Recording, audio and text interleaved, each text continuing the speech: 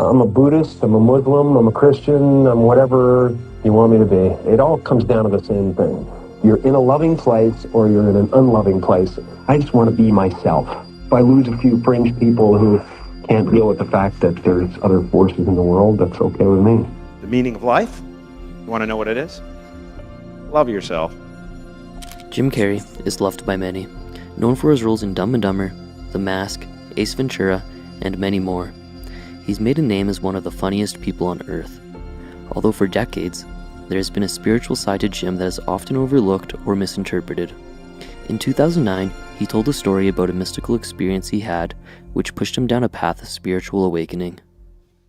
A few months ago, after knowing Eckhart Tolle for a while and studying the books, I woke up and I suddenly got it.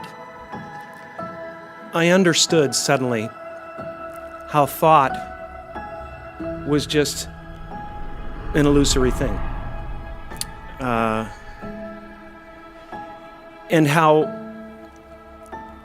thought is responsible for, if not all, most of the suffering we experience. And then I suddenly felt like I was looking at these thoughts from another perspective. And I wondered, who is it that's aware that I'm thinking?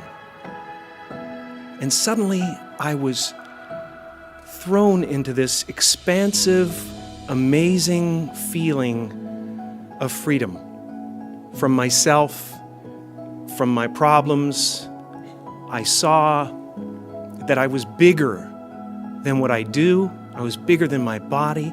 I was everything and everyone. I was no longer a fragment of the universe. I was the universe. And ever since that day, I've been trying to get back there. It's like riding a wave. Sometimes I'm on, sometimes I'm off. But at least I know where I want to go. And I want to take as many people with me as I possibly can, because the feeling is amazing. You know, it's our intention. Our intention is everything. Nothing happens on this planet without it. Not one single thing has ever been accomplished without intention. So I started thinking about my life, and I started thinking about this conference and what we're about, and I looked back and I thought, well, I was two people my whole life. I was in the living room entertaining people, being a monkey, you know, doing my thing for the company and trying to relieve my mother, who was suffering. She had rheumatoid arthritis and phlebitis and everything under the sun that was nagging at her, and she was depressed. And I wanted her to be free. And I wanted her to realize that her life was worth something because she gave birth to someone who was worth something. And then I would go into my room and I would sit with a legal pad. I was a little kid. And I would sit there and I would try to figure out what it meant, what it was all about. Why are we here? What is this? Jim describes that he once read from Buddha that all spirituality is relieving from suffering. Similarly, Buddha summarized the reality of suffering in the four truths. 1. Our lives are pervaded by suffering, both obvious and subtle. 2. There is an identifiable cause of our suffering. 3. Because we know its cause, we can free ourselves from suffering. And 4. There is a specific path we can follow to end suffering, which consists of meditation, wisdom, and ethical living. Buddha's teachings on suffering resonated with Jim, as he realized that he was trying to relieve his mother from suffering all along. One day, I read something from Buddha that said that all spirituality is about relieving suffering. And I suddenly realized that's what I'm doing in the other room. And and I'm aligned. My purpose is aligned with this. So I felt incredibly lucky. I lose sight of that all the time. I get caught up in different concerns and ego concerns. But I'm so lucky to be a part of this community and to do something that is of value. And he's relieved more than just his mother from suffering. With countless timeless performances, there's something for everyone to find escape from their own life's strife. One of which being his portrayal of Andy Kaufman in the 1999 film Man on the Moon. Following the film, he had another awakening experience where he saw through his ego. It was definitely an important moment in the process where I found myself subjugating Jim Carrey for Andy Kaufman and Tony Clifton, and then at the end of it looking for Jim Carrey again and having trouble finding him. And at a certain point I realized, hey, wait a second, if it's so easy to lose Jim Carrey, who the hell is Jim Carrey? Or I was kind of watching from another place. And there's been a series of kind of awakenings I've had in my life, and people chalk it up to depression and all that stuff. I think that grief and sadness and all those things are the ticket home to nothing. I think that was a part of the process. There's been several other awakenings, and yet still I have a lot of egoic attachments that pull my attention and focus. This experience suggests that the distinction between Jim Carrey and his iconic roles can become blurred. However, Jim has an interesting perspective on this notion.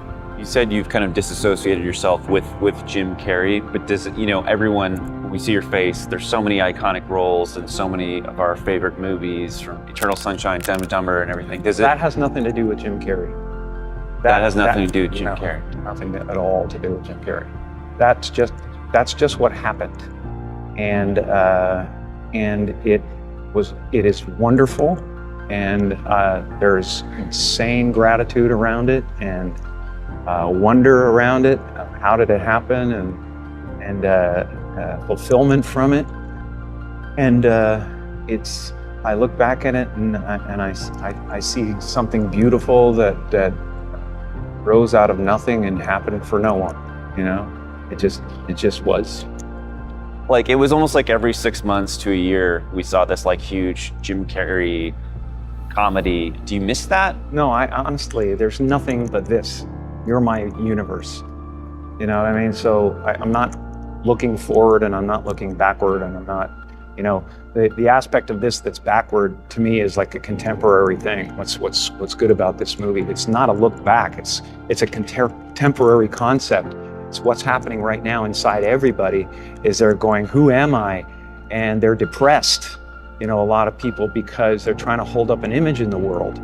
And that's what depression is. People go like, oh, Jim's been depressed and stuff. Well, yeah, I was depressed when I was trying to be the Wizard of Oz instead of the sweaty guy behind the curtain. But now I know that Oz is a character, and I think that everybody deals with that. Everybody walks around and they go like, why am I depressed? Well, it's because you're trying to be something for the world, and as soon as you let that go, better things happen because they're just happening. But it's not, now it's just sadness. Sadness comes, happiness comes. It's the weather that flies by the sky. It doesn't sit on you long enough to drown you, As mentioned, Jim has struggled with depression. He previously mentioned depression as his body needing deep rest from putting on an act. Here he takes us further into that journey. I've read a couple of places where you said you struggled with depression from time to time. I was on Prozac for a long time. Yep, I was on Prozac for a long time, and I'm not sure. It may have helped me out of a jam for a little bit, but people stay on it forever. I had to get off at a certain point because I realized that, everything's just okay. No peaks and valleys. There are peaks, there are valleys, but they're all kind of carved and smoothed out, and it feels like a low level of despair you live in, where you're not getting any answers, but you're living okay. And you can smile at the office, you know? But it's a low level of despair. And you don't take any of them, you don't take anything now? Nothing. I don't take anything. I rarely drink coffee. I'm very serious about no alcohol, no drugs. Life is too beautiful. After talking to you for a couple of hours, I mean, I get this sense you are a big bundle of conflicting emotions. Really? You get that sense from me? Well, I think you're very emotional about a lot of things. It's all very close to the surface. Yeah, it is. I've decided to be there. I only act in the movies. And his level of authenticity is apparent in these interviews. Perhaps it's because he's able to detach from his psyche and see a bigger picture. I think that we're all trying to add things to ourselves so that we can finally define ourselves, and then everybody will get us and they'll go, okay, this is what you are. And then if you actually get there, you will find it so empty that you'll realize that's really not what it's about. It's about not only, just going with the flow, but it's about not taking it personally. It's like the difference between a house and my house is a world of difference, and it's the my that's the problem. So you can do all this without the my involved. You can do it in a way that it's not, life isn't happening to you, it's happening for for the good of everyone. It's just it's a play. It's a giant field of consciousness dancing for itself, and you're here to make me happy, and it's making itself happy. It's like one soul. That's how I feel. I feel like people say, well, I have a soul. You don't have a soul. There's no you, but I feel like there is a soul, and it includes everything. And when you wake up in the morning and you feel like I'm the universe, you don't have to reach for the stars. You can just let life happen and walk through the doors.